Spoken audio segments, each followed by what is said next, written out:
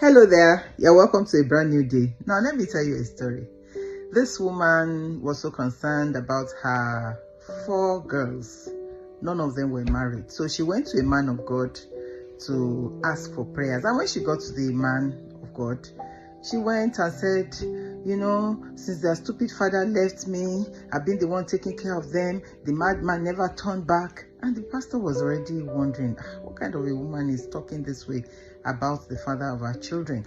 And before long, they heard a noise outside, and it was, she had brought the children and she was going to ask them to come in when the pastor told her to bring them in, maybe for prayers or whatever.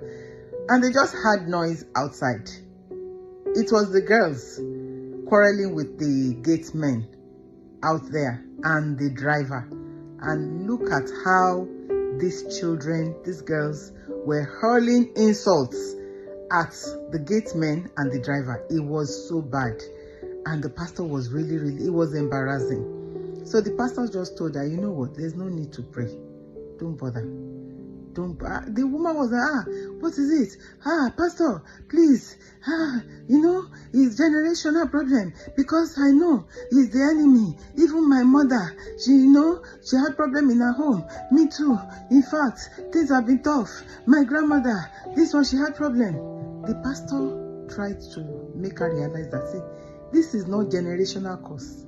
This is generational character that is being transferred from your mother or your genealogy to you, and you have transferred it to these children. And this is one of the reasons I believe is causing, the delay in your children getting married. In Yoruba, where I come from, Yoruba language, they will say a woman has lost character and says she doesn't have head for husband. You can decode that. That's the best I can say about it. But back to what I'm trying to say today. You discover that when a child comes to the world, they come without any programming. It is the environment, most especially the parents, the caregivers, where that child stays, that codes into that child whatever they become. That's why they say we are a product of our nature and nurture. I want to ask you today, as a parent, what are you coding into your children? What are they taking after? That's why we have to be intentional about the way we live. You can't just afford to live your life anyhow, carelessly. The year is coming to an end now. Check yourself and say, what am I imbibing? Tell yourself the truth. Examine yourself. Call yourself to a roundtable conference. What am I building into myself that my children can imbibe from me? And please, be very sincere and honest with yourself. Do after the self-assessment, make amends. Make amends.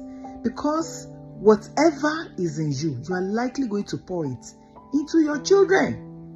That's why you can't afford to live your life anyhow. Most of the marital problems we are having today started from parents. Started from what the parents handed over to their children. You found that some children, they never saw love. There was no love in the home. They never saw empathy. Their parents were wicked. Look at what is happening in some nations now.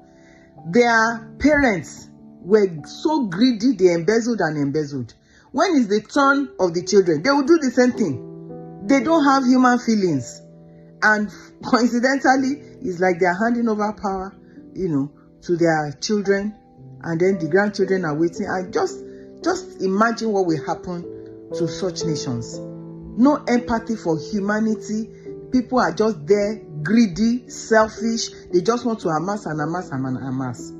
So the father told the path, the mother told the path, and who are the children to say they are not going to tell the same path? Let us see today's family